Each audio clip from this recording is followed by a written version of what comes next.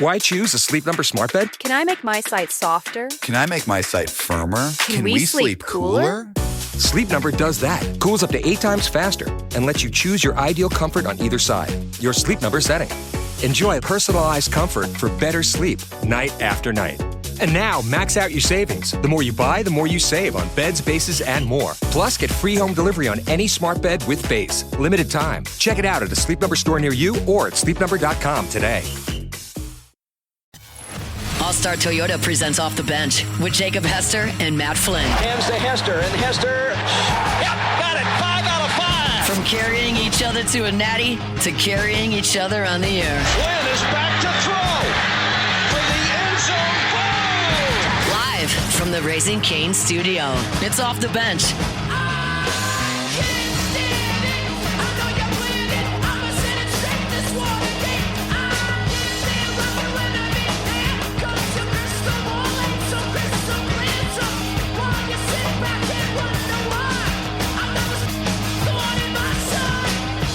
Welcome back in. Hour number 3 of OTB here live from the Raising Cane's studio. All right, a lot of things to show and a lot of reason why we got to the scoreline that we did Saturday night in Tiger Stadium. Before we get to some of the things that Matt's going to point out, I do want to pull up because we talk about attacking certain areas of the field, and if you listen to us on the broadcast, it was something like it had to be said. The middle of the football field was just closed, and it can't ever be closed at any level of football, but certainly the college game. Why do you say that? In the NFL, the hashes are really close. So if you don't attack the middle of the field, like, you're going to lose, but it's like, okay, well, it's tight quarters down there, whatever. The hashes in college football or a mile wide. Mm-hmm. A mile wide. And, how do I know? Because I've seen about 76 hitch routes be thrown from one hash to the other sideline this year. And I realize how long of a throw. So many. It's in the air for such a long time. Why the middle of the field is, like I always say it, I'm going to say it, and you're going to get tired of me saying it over the next 100 years of us doing this show. No doubt. Award-winning 100 years. That's right. The fastest way to the end zone is over the middle of the field. Why? Well, there's a lot of different reasons why. Because it's where you catch defensive players, linebackers, defensive backs, safeties, and transition the most. What's transition? There's a couple different ways to transition. One, the main way is when a defensive back or a linebacker goes from a back pedal to having to flip his hips and turn and transition into a forward run. When he has to transition from looking at a play fake to reacting to now pass. When he has to transition from moving left to right. Yeah. There's a lot of transition. So there's a lot of windows out there. There's a lot of gaps. And, the ball's in the air less time. They're easier throws for the quarterback. People are usually running full speed either across the middle or up the field. When you do a lot of passes towards the sideline, which, of course, you have to have passes to the sideline. We're not saying that. That's great. We hit a deep ball. That was great. We hit some stuff to that, but that can't be your only way of attacking in a passing game. And we did that too often. Most of the times when you throw it out to the outside, when you're throwing a comeback, a hitch route, you're catching it from a stop position. That was my issue with a lot of our OPOs and our wide receiver screens, is the wide receivers are catching it from a stopped position and having it go from 0 to 60 after they get the ball in their hands with people running full speed at them. Most successful wide receivers are when they're coming, they're on the run. Yeah. But when you attack the middle of the field, you're stressing their zones. You're stressing their zone principles, and when they play man, you're stressing the middle of the field. It also prevents them. I'm not going to say it prevents them, but it makes defenses more hesitant of rushing people up the middle. The best way you heard Saban talk about it on game day, the best way to rush a quarterback is not necessarily from the outside. Right. It's rushing him up the A gap and the B gap. Oh, for sure. If you take that platform away, you take up the step up. So if you're attacking, if you're blitzing up the middle of the field, then you're exposing the middle of the field for pass coverage. Yep. We just never did that. The fastest way, good offenses, the best offenses, no matter what level you are, have a passing chart that is just peppered over the middle of the field. Yeah. Taylor, can you pull up our passing chart? This is the passing chart from this game. And look, we're talking about this because, of course, the coaching change. We just got the air. That's official. Joe Sloan has now been relieved of his duties. So we will have a new offensive coordinator. Yeah, but we want to show you like why it was bad, why it didn't work, like what things went wrong, because there's enough talent on this team that it should have been better. It should have. Now, some of this falls on the players without question, but not the middle of the field thing. not. It's not like they that's were what I was making about to say. attempts. Not this, because like I went back and it's not one of those situations where like should hit it over the middle. You got to get to your back foot and hit that over the middle. No. Here is the passing chart. So as you see there, all right, that blue line right there, that is the line of scrimmage. So over the middle of the football field, you had one pass that was caught inside the hashes. A single pass. You had some check down Charlie stuff right there within 5 yards. That was an Aaron Anderson pass. Yeah. That one that's right at 10 yards on the right hash. That was an Aaron Anderson pass. That was an explosive. You got another one that was Trey was right on the hash. Yeah, Trey Dez around the hash. So that was Van Buren coming in first play, ripping a seam right there. But look, you have, let's see, 1, 2, 3, 4, 5, 6, 7 completions behind the line of scrimmage. You have another 1, 2, 3, 4, 5, 6, almost 8 that are 5 yards or under. Then a lot of incompletions towards the sideline. We got a deep pass completed. We hit one on time, 3 steps, 1 hitch. Release the ball. And for all you ball knowers out there, what do we always talk about? A properly executed go route or a deep ball is completed at how many yards? Between 38 and 42. Yep. And what is that one? That's exactly 38. So properly executed. You would look at that one and be like, it's perfectly on time. Well run. Great job. Great play. Boom. But the lack. So, I went back and pulled the passing chart from last season with the LSU offense. Now it's crazy. It just looks like it's got freckles everywhere. Like it's looking at a whole season passing chart's a little overwhelming, but it's a lot of dots. Although there's a portion of the field that doesn't have a lot. Yeah, last season there was more passes completed in between the hashes than any other third on the field. So I'm looking at you, left side of the field, middle of the field, right side of the field. More passes were completed and touchdowns completed over the middle of the field than any other third of the field. Well, I guess it's no surprise that we were better on offense last year. So this isn't just an anomaly. Yeah. Vanderbilt was actually worse than this. Like, this has been a consistent theme throughout the year. And our answer for almost every situation, down and distance, passing situation, where we had to like run a scheme where Garrett had to read 1, 2, 3 to a check down, it seemed like it was a 3-by-1 set. The outside receiver ran a hitch. Inside receiver ran a inside fade route. And third receiver ran a stick route. Stick route, yeah. And nothing is attacking them. And we went to that over and over and over. And it led to, like I said, hard completions. Throwing a hitch route to the wide side of the field in college is a long throw. And, we completed some, but it's just hard. It's just a hard pass to complete. You can't expect that to be consistent. I'm surprised we didn't get more picks on that. People are just sitting on it because they're not expecting you to do anything else. So attack the middle of the field with multiple people, and it seems that our answer to do that was always in the RPO game. RPO game. Well, that's not the answer. So that's what has led us to this point. That is what has led your offense to be anemic. That's what led your fifth-year quarterback who's played so well to have by far his worst season. Who's going to play on Sundays? I think Gary Nussmeister's going to play on Sundays, and it's going to be the same situation. Go back and look at what Matt House did to Omar Spates, right? A lot of LSU fans wanted to nickname him Slow-Mar Spates, all right? And that was somebody that was all conference before he got here. And it's like, man, that guy? Yes, that guy, okay? It was egregious, the positions he was put in and the style that they asked him to play in. You know who he starts for right now and has ever since he's been in the NFL? The Los Angeles Rams. They're pretty good on defense. Like, that's not to maybe that extent. I don't know if he's going to be a starter. I don't know. But like, you're going to see his game go back up, I think, because he's going to give somebody that understands what he needs to be coached through. Yeah, I hear what you're saying, and I hope so. I love the kid. I think he is. I know what you're. I hope he is. Yeah. But I mean, you also look at a guy that threw, whether it's all his fault or it's a lot of things, man. And the kid is has shown exactly what it means to be an LSU Tiger. He has stuck around in a world that people don't stick around. He was given the 18 jersey for a reason. But like the play on the field, just like an X's and O's, he went from a first rounder to now probably an undrafted guy right now. Like he can turn it around, and he's got the skills, and he's got the skills to like go turn it around at the Senior Bowl and do all that stuff. When I say play on Sundays, also like that doesn't mean the guy's going to be one of the 32 stars. I'm saying he's going to have an opportunity to be on the team. I think he's a drafted guy. I think he'll go down to Mobile, probably play well. I think he'll get back some of his mojo, and it's somebody that we'll see raise his level of play again. To what extent, I don't know. But he'll be on roster, and he'll be a he'll be a vested NFL guy. And look, this the starting fresh in the middle of a season tends to do a lot of positive things for a team.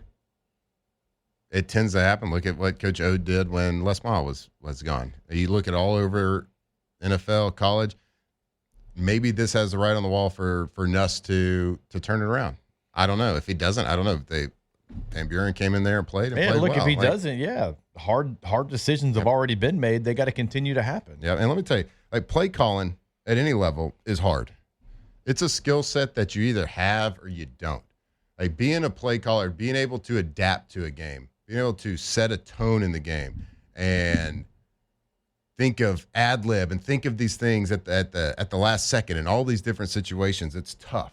It is really hard. And good play callers are few and far between. But the good ones, you hang on to them. You got to go find them. You got to pay them. And we have a brand new play caller. Who knows? Guy could be great. Who knows? We have no idea. But I can tell you, it's going to be better than what we've had. Yeah. So to me, what it means to be a play caller at any level, it's like being a good writer, like an author, like a writer of a book. Like there's different themes that you have to implement into a game plan when you go into it. You create a plot, like there's a compelling plot that I'm going into this game plan that has got a clear beginning, it's got a clear middle and end, and it's driven by conflict, a sense of progression throughout the entire book and throughout the entire game. Then there's pacing. Like there's a rhythm that comes with play calling. You got to know when to punch. You got to know when to block. You got to know when to push and pull throughout the game. And that's that balance and that tension that moves the story forward. It moves the story the plot that you're trying to create. It moves it forward while making it more dynamic throughout the game.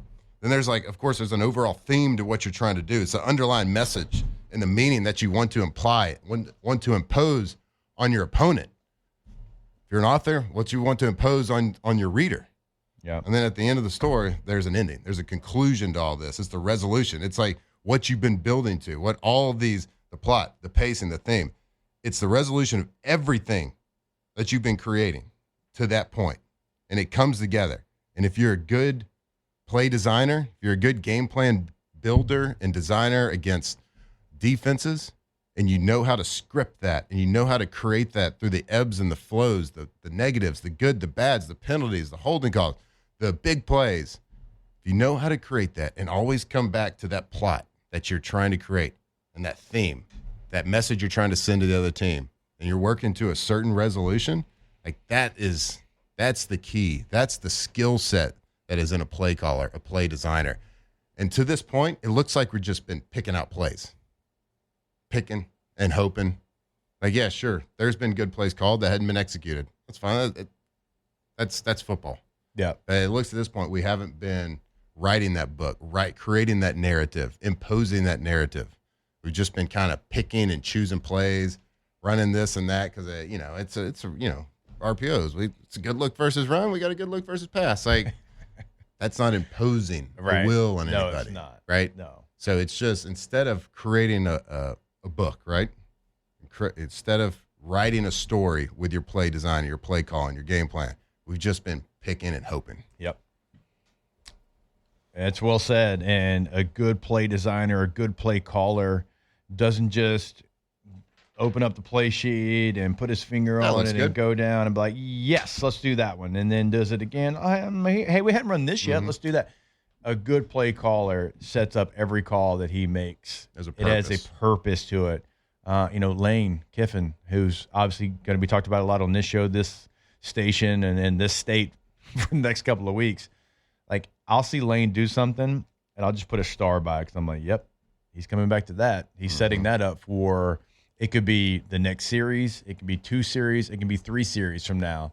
But there's a rhyme and there's a reason to what he does and the game flow that he has. And there was never that. It was a truly, let's look down the chart. Yeah, that one looked okay in practice. Let's run that one. Let's do that. Hey, that worked earlier. You know what we're gonna do? Let's flip it. Yeah. Let's run it the other way. Yeah. Like, do you think defenses are dumb? Like, you think that's a good play to put on tape? Early in the game, we tried to run a screenplay. It was a fake power screen over the middle. Wait, you faked a play that you haven't run once this year, and you thought the defense was going to fall for it? Yeah, we play action power. That's weird. We pull the guard.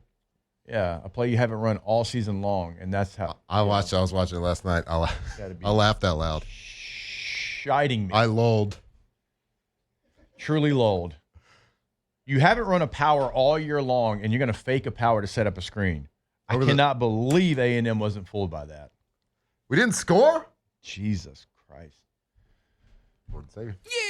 Yeah, boy. We're going to show some film when we get back. Oh, my God. All right. More OTB. Off the bench. All right, go to centralplumbing.org, centralplumbing.org, 225-925-8552. That is the number for 24/7, 365 weekend, game day, holiday, emergency service. Always going to be there for you. Go to the website today to also check out what they can do for you in the remodel game at your home, at your business. They're going to make sure that it gets done, big, small, everywhere in between. Also, go tankless today with the tankless water heater. Never run out of hot water again. And not only in Central, by the way, in the entire greater Baton Rouge area, centralplumbing.org. Hey, that's fast. You talk fast there. Big or small, whatever it is. Central Plumbing, the plumbing experts in the greater Baton Rouge area. It doesn't matter what the size of the job is. It can be huge. I told you about it. They've done work at my house, work at my factory. They have outfitted everything from gas to water, whatever it is. Jake talked about the tankless water heater. Never run out of hot water again.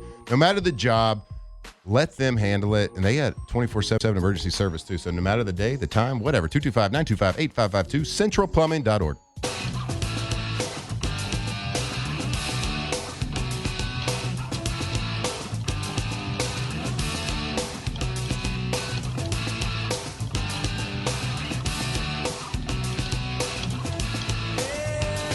Tigers turn talkers. This is Off the Bench.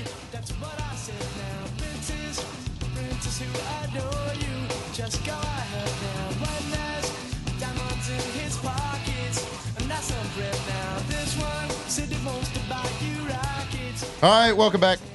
Off the Bench, Monday morning. A lot of stuff happening right now in the world of LSU sports. Brian Kelly. He gone. Joe Sloan. He gone. All right, but look, we got a lot of season left to play. Well, Frank Wilson's going to take over. New play caller on hand. And we're going to show you, we've talked a lot of negative, a lot of speculation, a lot of facts. But we're going to show you just a couple of clips right now, get into a little bit of film. So, trust me, there's plenty of bad from the game, offensive, defense. But you know what? We want to share a little positivity, a little sunshine.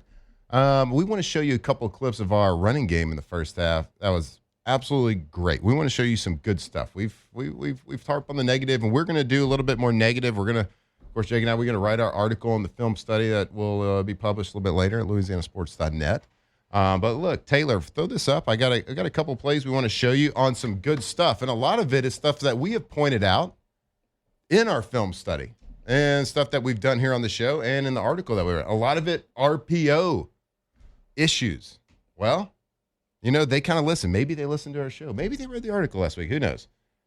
We're going to show you about 3 or 4 clips right here of positive running plays that we just haven't seen all season. Does this formation look familiar? Does it look familiar to anybody? Because all season, this has been an RPO where we'll either throw a wide receiver screen to the top or we'll throw a hitch route to the bottom. What did we talk about last week? Dig out the safety to the play side. Dig out the safety to the play side. Trey Dez, they're running to you. Dig out the safety. Bop! Explosive play. Second play of the game. Are you kidding me? That's what a running play is supposed to look like. Guess what? You see offensive linemen firing off to the second level. Trey Dez, come in. Hit him. That safety didn't see you coming. You know why? Because you hadn't done it all season. Yep. But we did it. And that's the toughest look you're ever going to get. That safety immediately added himself to the count. Yep. That's the toughest one that you'll ever have. And guess what? He did it. Yep. He did it. He found a way. Boom. Love it. Get out of the Get way. in there. Get it. God. Let's go. Put your body in there. That's how you're physical. Let's go. That's what we talked about. First play I did on the film study write-up. Dig out the safety. And they did it. Quarter 2. First play of the second quarter. Motion in. We've seen these looks before. Hey, this doesn't look like a lot, but guess what? Look at the receivers at the bottom. We're not running dumb hitch routes. We're blocking. Get some. All right? Not the best play. It's first down. 4.5, 5 yards. You're on schedule. It doesn't look like a lot, but look at the lineman getting to the second level because the threat of the throw is not there. Next play.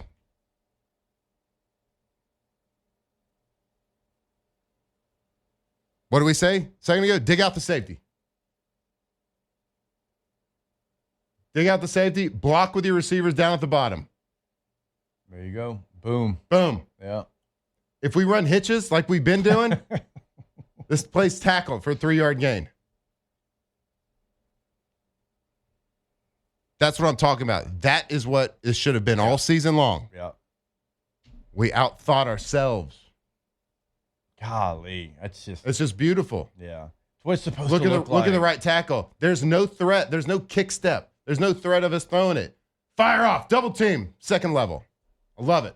Harlan Bailey. Have a day. I mean, 53 seconds left. Hey, let's go. Hey, number 4. Let's dig out some safety. Bah! One-on-one. If you're a coach, you pray that your running back gets one-on-one with a corner. Dig out the safety. Bah! Break a run. Now, we'll watch from the back. And remind you, we're all thinking it. We're all shaking our head. We're all old man waving our fists right now because we know this is the first half. And we know that Harlan Bailey, this is Caden. But we know that Harlan got 1 carry in the second half. Yep. And the problem is that's how you design a run game, but you figured it out way too late. And then even within this game, you still went back to some of the same stuff. Like that's day one install stuff in the run game. Everything's not an RPO. Sorry, I just yelled at y'all too. A lot of bops. A lot of Chris Berman there, I feel like. Gosh. Well, you can't use emojis, so you have to use sound effects. Sorry, I get excited. I get excited watching good run plays. Or just the plays that you're supposed to do. That's a run game. Your receivers, and guess what? They showed they could do it. You know why? Because it will never be harder than what they just had. Those safeties were adding immediately, and guess what the receiver did? He found a way. Every time he found a way to make the block. If you do that against Ole Miss, I bet you would have won that game. You'd have won that game. If you would have done those things and not the RPO-ish that continued to do, like you'd have won the game. But you didn't, and so you didn't, and now here we are. There's a time and place for RPO, but it's not your crutch. No, it can be a little addition, a little change of pace, a little let's get them here. Part of the pacing part. Yes. Of the writing the book. If it's your main thing that you do in your run game, you don't have a run game, and LSU didn't, and that's why you've got 3 losses on the year. If your game plan the first 15 has 5 RPOs on it, yeah, there's your sign.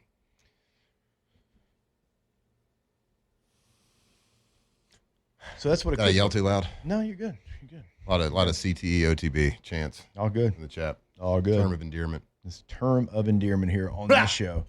So, yeah, the fact that the receivers digging out safeties feels innovative for the LSU offense. That's innovation, tells baby. you everything you need to know Peak about innovation. what it was.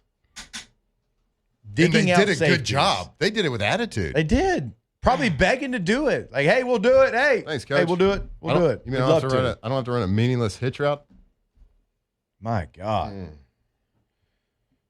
Well, you know what? My hope is we don't have to worry about that anymore. Even in this season.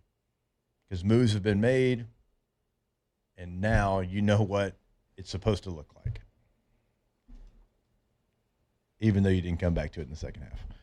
All right, we will step away. Still a lot to get to. We got to There's a Eulogy coming up. There's Eulogy. also like I really do want to get into the nitty-gritty of who we would like to see be the next head football coach at LSU. We'll go around the room. We'll have all that for you.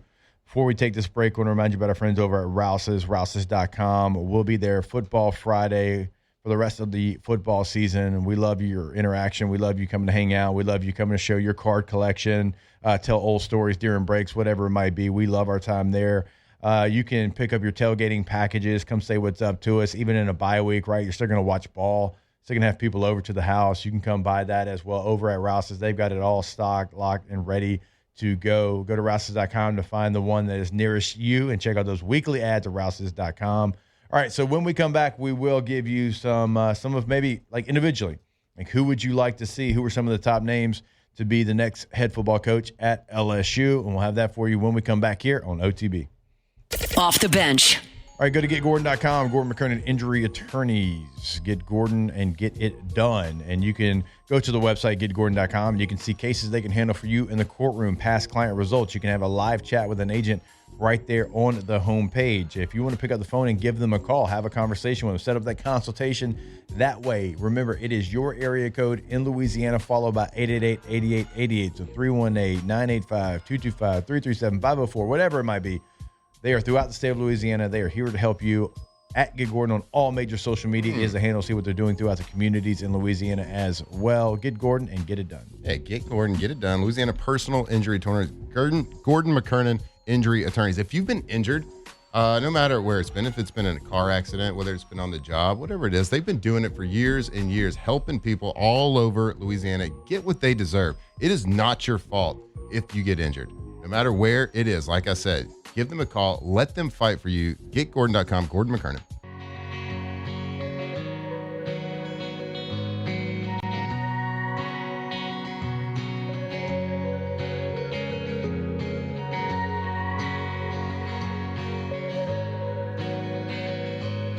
From the locker room to the airwaves, it's Off the Bench with Jacob Hester and Matt Flynn. So you sailed away into a gray sky morning. Now I'm here to stay. Love can be so boring. Nothing's quite the same now. I just say your name now. All right, welcome back in. OTB here live from the Raising Cane's studio. Here in this segment, we're going to go around the room. We're going to give you our top choice for who the next head coach of the LSU Fighting Tigers is going to be. But before we do that, if you've listened to us over the last couple of weeks, months, you know when we lose somebody, we pass it over to Matt, and he remembers them. So, Matthew, we'll turn it over to you. Yeah. With a heavy heart. This one hits really close to all of us. We lost another one. Gone too soon? I don't know.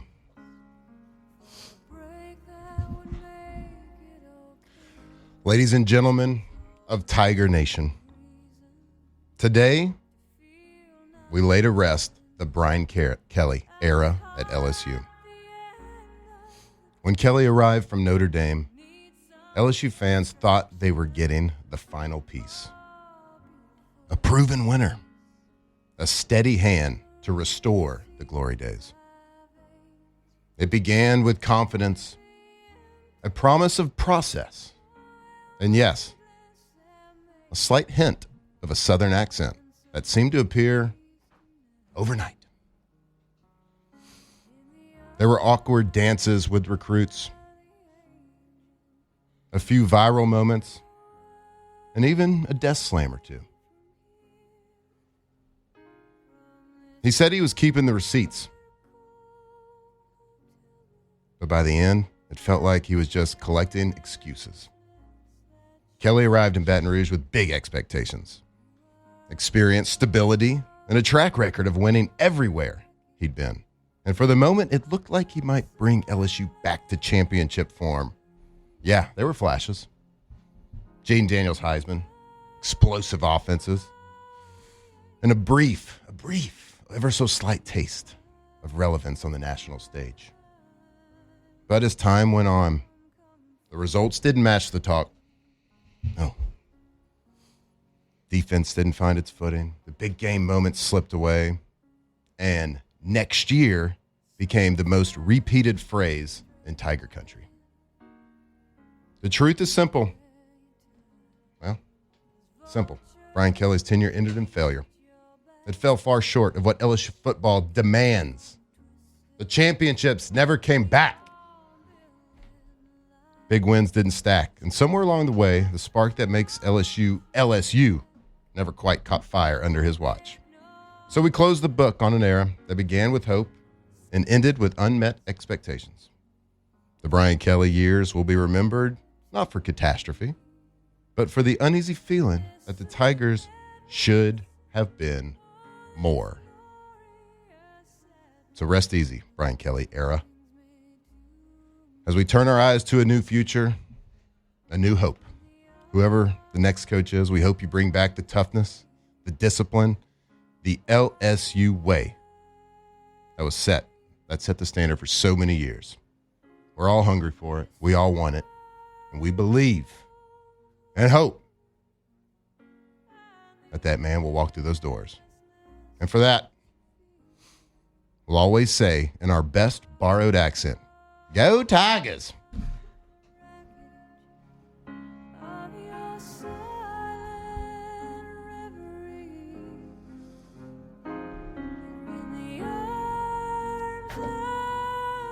Well done, Matt. Well done. I know it's tough. That's tough to get through. That's tough for you. All right. We're losing too many people this year. Now we'll go around the room. And, in these moments, it can be difficult, but You have to move on. Somebody has to step in. You got to move on. Life finds a way. Life continues on. Life continues on. So I'll pass it to you first. Your top choice to be the next leader of our LSU Fighting Tigers. At this moment in time, I don't know if I have a top choice right now because there's I could say Lane Kiffin. That's like the easy answer I think everyone's going to go to. You could say Dan Lanning, how unrealistic it would be. Yeah, I don't think Dan's leaving. Yeah, I don't think he is either. I don't know. I said the one guy that I thought kind of popped in my head first the other day.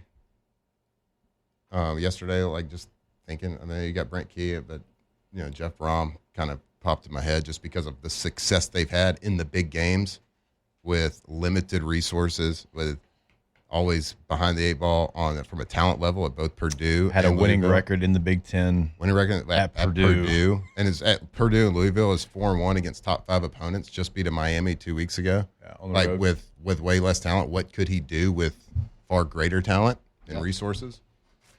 That's intriguing. But I know there's a lot of intrigue out there. There's a lot of intriguing coaches from the big school level, from the mediums, and the small. So you could go all sorts of different ways. So I don't really have my clear cut. Number one, I don't want to get stuck in a bad contract. I know that. No more 10-year contracts. No, don't handicap the school.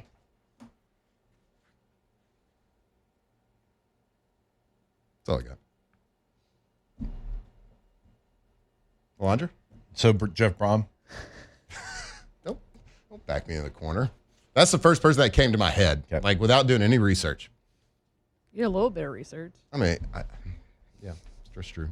A lot of my research came the other day after they had beat Miami, I was like, oh my God, that's a good record. And then it was he was the antithesis of James Franklin against top 5 opponents. Yeah. Alondra. So I'm kind of with Matt where I don't have a clear person that stands out for me. I feel like I'm the only one that cannot get behind the Lane Kiffin want. Sark turned Texas around in 2 years. So I think he's really good at play calling. If I had to do a really outlandish one that nobody's going to like or agree with, it would be that. I also like Dan Lanning, but also impossible, not happening. Yeah, Brent Key. I don't think Dan's leaving. Brent Key's probably like the most realistic one that I would want. Yeah. What about the cat from Arizona State? Kenny Dillingham.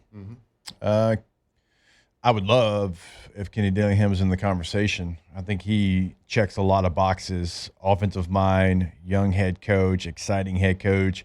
You're not going to beat him into the building, and you're not going to ever outlast him in the building. He's one of those guys. He's always in the building, always preparing, always getting ready.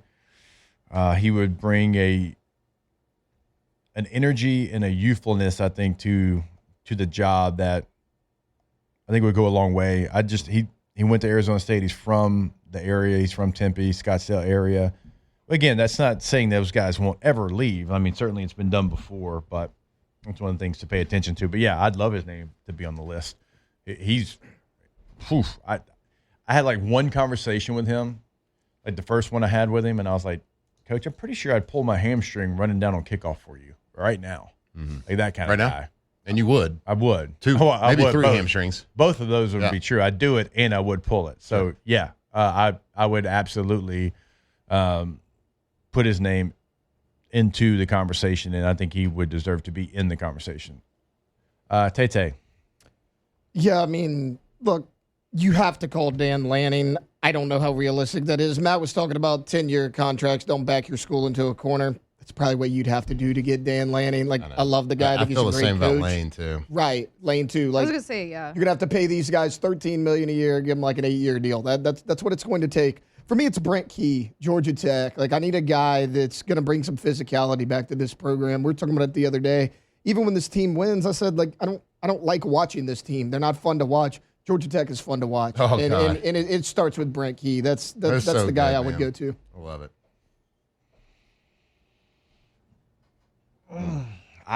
I mean, every name that Jeff Brom, Brent Key, Clark Lee, Kenny Dillingham. Yeah. You look at the team. I was just thinking about like Georgia Tech being so much fun to watch. Brent Key, Vanderbilt with Clark Lee. Like, it's fun to watch. The two quarterbacks both those guys have are like caveman, meathead. Yeah. Like, hit your head against Me love football. against a brick wall type guy. Like, it's a guy that you would not traditionally think would ever come, like LSU would recruit or kind of get. But like, they're fun because of, the head coach, quarterback, like relationship. That's what you always look at. Like in the NFL, the great teams, the head coach and quarterback were both greats, right? And especially together, they were great. It's just funny. Like, you just don't think of those guys being the big top recruiting guys that maybe not the most arm talent, not the guys that are going to go to the NFL, but man, they're just hard-nosed programs. And both those coaches have two quarterbacks with very similar mindsets. They interviewed Haynes on game day again, like this week. That pregame, I'm like, can we interview him every week? Absolutely. He's phenomenal. It's great. And Haynes Pavia was all the same way. Yeah. Pavia dropped the S and an F-bomb on game day right there. What's crazy about, like, if you had a conversation with Clark and Brent, like, it would be two completely different conversations. Their demeanor is not even related to each other. Like, Clark is one of the smartest people I've ever been around, which is crazy for a fullback. I tell him all the time, I'm like, you're the smartest fullback I've ever met. But that's just like, that's who he is. And he's a deep thinker, and he's certainly got some mean, nasty toughness about him. But it's like with his actions more than anything. And like when you interview Brent, like you think he's ready to fight. Like he's almost like got his fist is balled up as he's doing the interview. Like he's staying ready in case somebody tries to sneak him. Stay ready, like, so you don't have to get ready. Like that's like, and I've interviewed him on person, on Zoom, and on everything. It's always like that. But the one thing you know about him is, like, if you tried them, they're gonna fight till they die. Mm-hmm. You know that about both those guys. That's what I want. Whoever that is, whoever comes in here is like, I'm going to get it done or I'm going to die trying. Whatever in my life is in the way of me getting it done is getting moved out of the way. And that might seem harsh. It might seem like a step too far, but that's just how I feel. Whatever the coach, whoever it is, when he comes in here, He has got to say from day one, what has happened is not going to happen anymore. And when teams play us, they're going to feel us, and they're going to feel us the next week, and the next week, and the next week, because we beat the hell out of them for 4 quarters. And I'm going to do everything in my power to get that done. I am going to be in this building. I'm not going to go on vacations. I am going to sit here and game plan for our opponent so I can impose our will on said opponent. And if I get it done, great. And if I don't, it's unacceptable. And I'm going to die trying to do it. That's what I want. Whoever that is. Whoever that is. LSU. I don't care. I don't care the name. I don't really care, if it's celebrated. When whoever's interviewing that person, whoever that is, board of supervisors, whatever president they select, the governor, the AD, I don't care. But when you're in that meeting, feel that on an elite level. Like, walk out of that meeting not being able to deny the passion that person had. And if you don't know that, let me in the meeting. I'll do it. I'll do it for free. You don't have to pay me a consultant. You don't have to do anything. Just let me be in the meeting. I promise you, if you have 5 guys in there, I promise you I'll give you the one that's going to be the best for the job as far as getting his team ready to go and making sure that they're prepared every single week and making sure that they're the most physical football team in America, that they're the most physical football team in every game that they play. And if you can't tell that, pass that to somebody that can. I'll do it. Flynn will do it. Alondra will do it. Tate, we'll do it. But you got to leave that meeting knowing that they're getting to work the second they get the job. It's the only thing that matters to them in life outside of their family, and they are going to lock themselves in that building until that gets done at an elite level. Not a good level, not even a great level, but an elite level. And that's who should get the job. I agree on all accounts. You going to pick it? I'll do it. Say I won't. I'll do it right now. Look, dude, we talk to too many people that are around football. You can tell in an interview if he has the right DNA for this job. We work hard in Louisiana. We are gritty in Louisiana, okay? We know what it takes to get a job done, and it's not always pretty. That's why I try to say too gritty to be pretty. People in Louisiana get ish done, and the next head coach should have that same mentality. I don't care if he's from North Dakota, the state of Washington, Arizona, the Northeast. Hell, he can be from Rhode Island for all I care. But when you talk to him, you got to know that as soon as you sit down, in the first word that he says, you got to feel that. And if you don't, he's not the right guy for the job. All right, we got to play catch up. More OTB when we come back. Off the bench. All right, go to All-Star Toyota of BatonRouge.com, All-Star Toyota of BatonRouge.com. Buying new, leasing, renting, everything is available, and it's always available. And you got multiple options to choose from. Obviously, when you're buying new, if you're leasing, you might, typically have 5 cars to choose from. Everything's available, multiple options, and everything that they offer, midsize SUV, full-size SUV, truck, van, hybrid sedan, you name it, they've got it. And if you're renting a vehicle, you got the holidays coming up, you got Thanksgiving, you got Christmas, you got New Year's, and you've got a trip planned, great. Because you can go rent a Toyota, per-day rental prices, outstanding per-day rental prices, All-Star Toyota of BatonRouge.com. All-Star Toyota of Baton Rouge, located right there on Airline near Goodwood. And if it's that time you're in the market for a new car, maybe it's a used car, maybe it's a long-term lease, and maybe you can't get out of the house, you can go to their website, All-Star Toyota Baton Rouge, and see everything on their lot right there. And you can start the trade-in process of your current vehicle as well. All-Star Toyota of BatonRouge.com. 2007 champs, purple and gold to the core. This is Off the Bench with Hester and Flynn, Baton Rouge's go-to for all things Louisiana sports.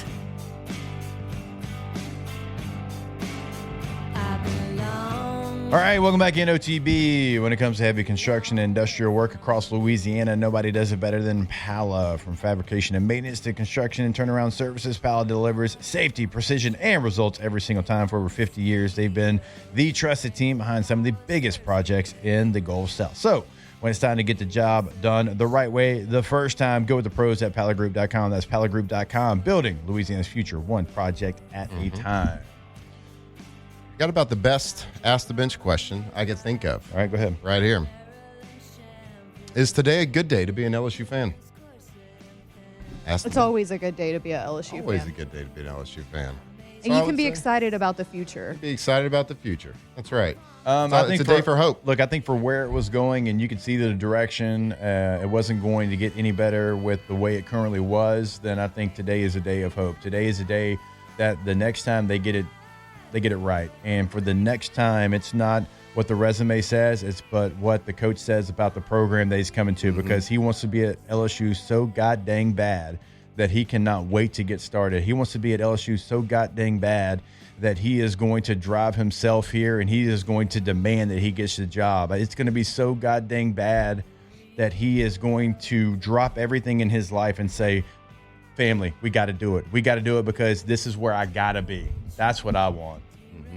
Whoever that is. Yep. Whoever that person is. Yep. What was done had to be done. It needed to be done with the direction it was going. We didn't think it could be done because of the money, the business part of side of things. We didn't know it could happen, but it did. Now here's the hoping. Yep. LSU gets it right. We believe. Right. We will always cheer. We'll always wear We this love LSU you. around our chest. We thank you today. Go It's about those 3 letters. Tigers. LSU forever. Let's go. Off the bench.